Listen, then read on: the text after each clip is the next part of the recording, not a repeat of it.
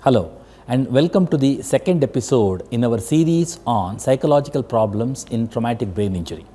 In our previous episode, we understood some of the fundamental questions such as the psychological problems that are experienced by patients following traumatic brain injury.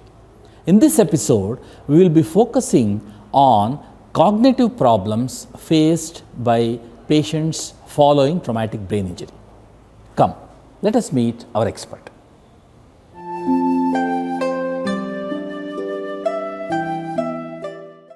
Cognition refers to mental action or process of acquiring knowledge and understanding through thoughts, experience and senses. It encompasses several processes such as attention, concentration, planning, decision making, judgment and memory.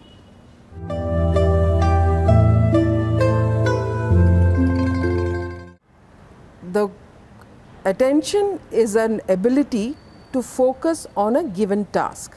Concentration is when a person is able to attend to the task for a given period of time.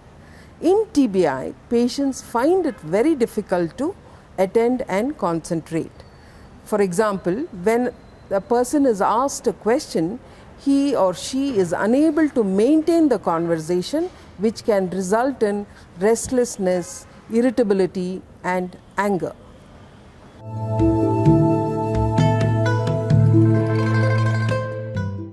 After TBI, the person's ability to process and understand becomes difficult, in the sense they have difficulty to grasp what is told to them.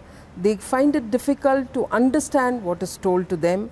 For example, when they are watching a movie or when they are seeing a television series, they find it difficult to follow the sequence, and which can result in slow reaction time.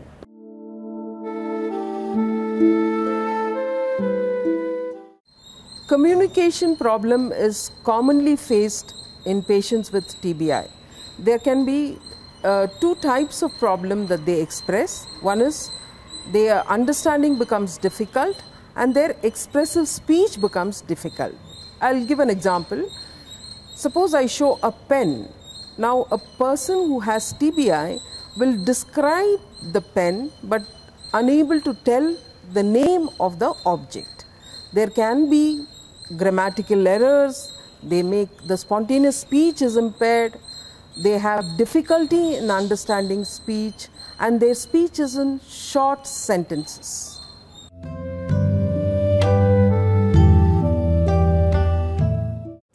Yes, patients report learning and memory deficits, and it is very, very common. Even in our testing, we find most of the patients do have learning and memory deficits. These learning and memory deficits can manifest in their activities of daily living as follows: that they forget who they met few hours back, what did they have for breakfast, or phone calls. Sometimes they also forget what happened prior to the accident, the weeks and months before the accident, and after the accident what happened, they completely forget. Now what their mind searches for to fill in these gaps with newer information, what is known as the false memory.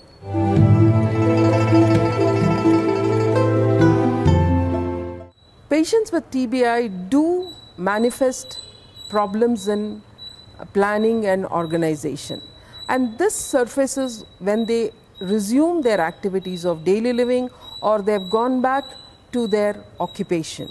For example, if a person who's had a head injury was a computer engineer, now his job is to organize what are the tasks that he has to accomplish in a day, or within the task, the subtask, the method, the sequence he needs to follow. This may be muddled up and the patient may not be able to follow a sequence and plan his activity.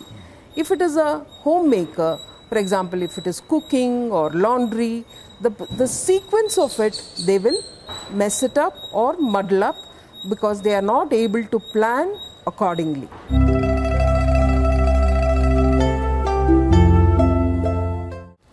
TBI patients do have problems in reasoning, problem solving and decision making. They have trouble recognizing their own problems, and hence they have arguments with peers, family members and friends. They also have trouble analyzing their own problems, and they are inflexible, which results in problem solving difficulties, like stepwise. If a problem is given to them, they have to resolve it stepwise. Now they are unable to do this stepwise problem because they are not flexible. They also are very quick to make decision without thinking of the consequences.